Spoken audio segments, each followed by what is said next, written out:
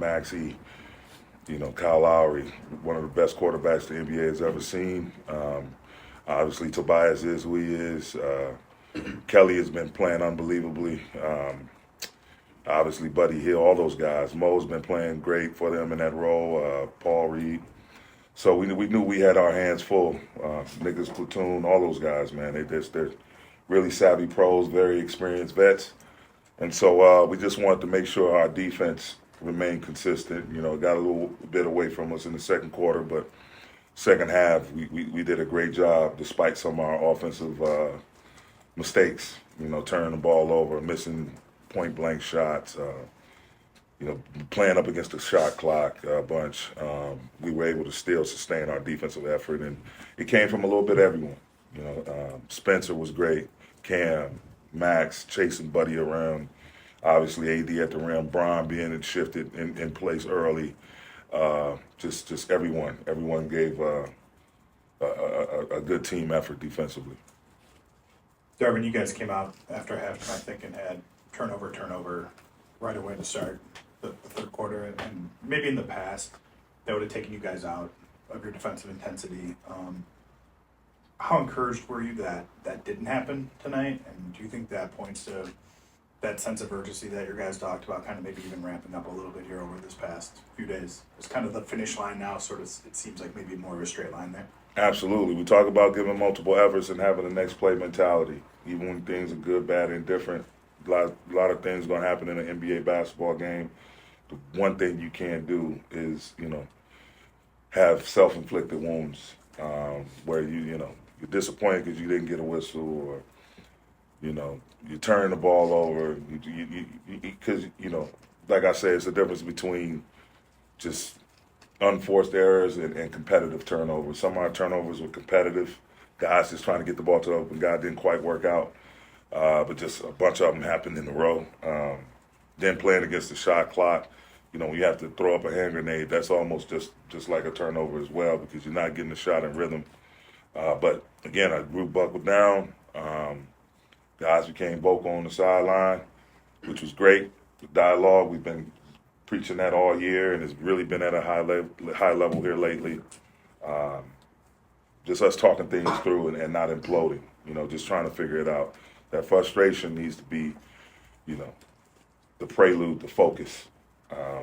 It's human nature to get upset, angry about mistakes that are being made, but you can't wallow in that emotion. You got to move forward quickly in order to still sustain yourself and come out on top of a game like this. Spencer has some, especially early, some really good defensive moments, a block, deflection, forced a turnover, and then offensively, I think the 11 points is the most he scored with you guys. How great was it just to see him put it together on both ends of the floor, and how encouraging is that, I guess, for the future in terms of when you guys need more from him, he can do it, or he's sure he can do it? Oh, yeah, we know we have full confidence that he can do it. It's just, again, a matter of him learning his teammates, getting in the rhythm, learning where to be on the floor, and just being in attack mode. And defensively, he's a bigger guard, strong, moves his feet well, shows his hands, able to get on-ball blocks, which is, very, very extremely difficult to do in this league. And we've saw him do it time and time again. So he's just more and more each game, getting more and more comfortable. And again, everyone around him is encouraging him because we're gonna need him. We're gonna need him, and he's gonna be in the mix. So just for him to just be confident and continue to soak up all the information, and so there's corporate knowledge there, and eventually, it'll be seamless. Darvin, what'd you make of Cam tonight in his return and his defense against Maxey, chasing him around screens and stuff? That's what he does. His size, his instincts, his refusal to be screened, whether it's off ball, whether it's on ball.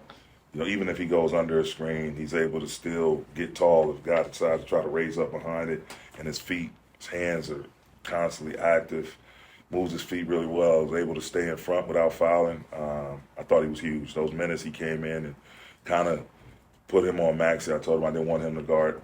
No switching. Keep Cam on Max. We can blitz or hedge, what we call dive.